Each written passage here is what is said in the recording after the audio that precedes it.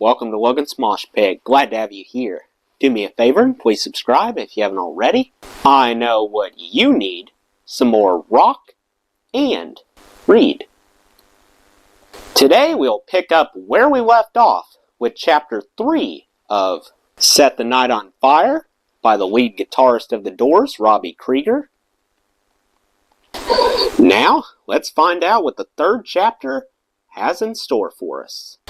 I wonder if I identified with all those famous blind blues artists due to the fact that the universe has never been kind to my eyes.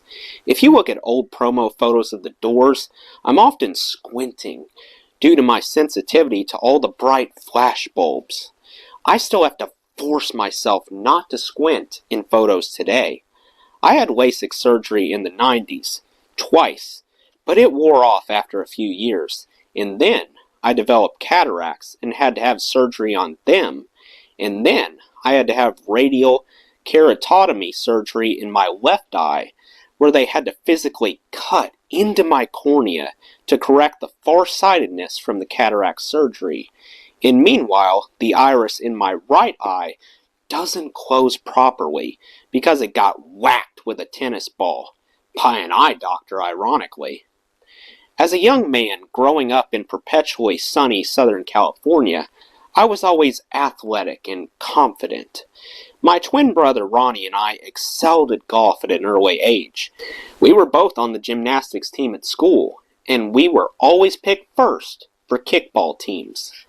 I had a passion for baseball, and I'm sure it's something I would have pursued more seriously if my eyes hadn't gone bad at the height of my Little League career. I just had a harder and harder time seeing the ball. I was eventually banished to right field, hoping the ball wouldn't come my way so I could avoid embarrassment. My grades plummeted as well, since I couldn't see the chalkboard, and one day, when I pointed out a plane in the sky that wasn't there, my parents finally put the pieces together and took me to get glasses. But only nerds wore glasses. I was a cool guy, a popular guy. Wearing glasses would bring all of that crashing down. So when I left the house in the morning, the glasses went into my pocket until I came home again. My parents noticed that my grades weren't improving, and again, put the pieces together. Contact lenses were relatively new at the time. They were hard plastic shells that didn't let in enough oxygen, so you could wear them for only short periods of time, but anything was better than being uncool. I took to the hassle and discomfort of wearing contacts so well that I ended up as a guinea pig for Hollywood. The 1960 sci-fi horror movie Village of the Damned features a bunch of creepy characters with hypnotic powers and glowing eyes. Before production began, I went in for a screen test to demonstrate how the eye effect would look on film. I assume my ophthalmologist recommended me. Dr. Roberts said I was his youngest patient ever to wear contacts. The lenses they had made for the film were hard, gold-painted corneal shells with a tiny pinhole in the center to see through. They were even less forgiving than my usual lenses, so one of the crew members had to put numbing drops in my eyes to dull the pain.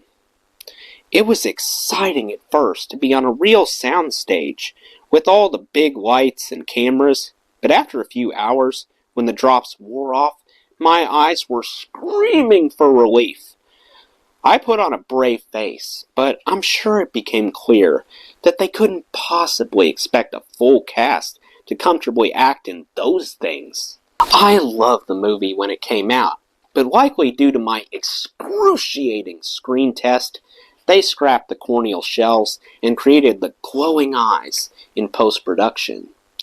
My non-sci-fi contacts helped me see somewhat better, but my grades hardly rebounded. My athletic confidence never fully returned, and when I hit junior high, my face exploded with zits, and I gained a bunch of weight. All but a few of my friends from grade school turned on me. I went from being one of the most popular guys at school to being a total outcast, and I was hazed mercilessly by upperclassmen. Whatever was left of my self-esteem was beaten out of me, and I transformed from a popular extrovert into the shy, quiet guy I am today. Thankfully, I wasn't the only one going through an awkward phase. Bill Wolf always stuck by my side, and my twin brother Ronnie was also a loyal companion. Keith Wallace lived next to an orange grove where we'd all engage in blood orange fights, and Steve Davidson let us spy on his older brother as he tried to bed his girlfriends. We spent every weekend of our junior high years on a perpetual search for a party, but even if we had found one, I doubt we would have had the nerve to go in. Destruction and vandalism were our other outlets. One night, my friends and I snuck into a housing development under construction in Brentwood, broke some windows, plugged up all the sinks, and left the water running. We justified our actions under a banner of protesting overdevelopment, but in truth, we were just bored and frustrated. Somehow, we always got away with our antics, until the time Bill Wolf and I decided to play chicken with a couple of tractors on the construction site of the new Palisades High School. They had left the keys in the ignition. How could we possibly resist that kind of temptation? It turns out tractors are pretty hard to drive, with all those levers and stuff. We got them moving, but didn't know how to work them too well, so we eventually smashed into each other and beat it out of there. I don't know who saw us or how they recognized us, but later that day, the police came to my parents' door. I'll never forget the disappointed look on my mom's face. I had broken her heart. I shied away from abject destruction after that, but I found new forms of mischief when I entered high school. My friend Roy Thompson had an older cousin named Steve Scott who had a driver's license, so he'd steal his mom's '57 Chevy station wagon and we'd cruise around looking for trouble. One night, we stole a box of 50 wrenches from behind a hardware store just because it was there. On other nights, we'd spot a car full of gang members, flip them off, and the chase was on. Steve knew the alleys of Santa Monica like the back of his hand. He didn't have much engine power at his disposal in that station wagon, but he could outmaneuver anyone. And if they got too close, Roy and I would hurl stolen wrenches at our pursuer's car. Roy, Steve, and I would create our own meager little parties by driving up to beer outlets and stealing their half-empty kegs. To us, they were half full. One of the local street gangs, either the Dukes or the Gents, once paid us to provide beer for a graduation party, since we always bragged about how easily we could procure kegs. We scavenged what we could from the nearby outlets, but on that particular night, all the kegs we found were nearly empty. We dropped off our haul at a local park where the party was already in full swing. These were white guys straight out of West Side Story, with their gang names embroidered on varsity jackets, but they were still pretty tough compared to us. When they realized we had given them practically dry kegs, we peeled out in Steve's mom's Chevy, while the gang chased after us with baseball bats. My parents tried to keep my brother and me away from our troublemaker friends, because clearly none of this was our fault. We were precious little angels being corrupted by an evil influence. But I kept getting into trouble, and my grades kept sinking, and when it turned out I would have to repeat my junior year of high school, reality finally set in. My parents enrolled me at a private prep school near Silicon Valley called the Menlo School. It was over 350 miles away from all the bad apples I was spending time with, like Bill Wolf. Except a year earlier, Bill Wolf's parents had the exact same idea. Instead of putting 350 miles between us, they inadvertently put us in the same dorm. Every morning in elementary school, all the students would gather around the flagpole with our hands on our hearts, and a boy named Loring Hughes would play the bugle as the stars and stripes were raised. While everyone else focused on the flag, I focused on the bugle. I don't know if it was the sound of it or the fact that Loring was the center of attention for the whole school, but it was the birth of my desire to become a musician. I took some trumpet lessons, but they stuck me in the third chair position in the school band, and eventually demoted me to steadily pounding on a bass drum. Guitar was the next instrument that called to me. I first strummed one at my friend Bob's house when I was 12, and I kept finding excuses to hang out with him and strum it again. I was intrigued by the guitarist in my neighborhood, like Henry Vestine, who would later go on to play in Canned Heat. Whenever I walked by Henry's house, I would hear the liquid sound of his electric guitar, heavy with reverb and tremolo. Less famous, but more influential to me, was a guy named Hal King, who was a master of saxophone and drums as much as guitar. His playing impressed me for sure, but what really stuck with me was his look. At first glance, most people probably noticed his greasy pompadour hairdo and his polished penny loafers. But behind it all, he was short and dumpy and not much better looking than me, the outcast nerd. Yet all the girls were interested in him. That set off a light bulb in my brain. The guitar could be the cure. When I arrived at Menlo, there was a Hawaiian guy named Keoki King who lived across the hall from me and had an old Martin 00021 acoustic. He had found it in a barn on his dad's ranch, so it was in rough shape. But I hope he held on to it. It would be worth thousands today. He didn't play guitar much, so he was always happy to loan it to me. After our classes, we would be locked in our dorms, so the choice was either studying or twanging away on Keoki's guitar. To me, that wasn't a choice at all.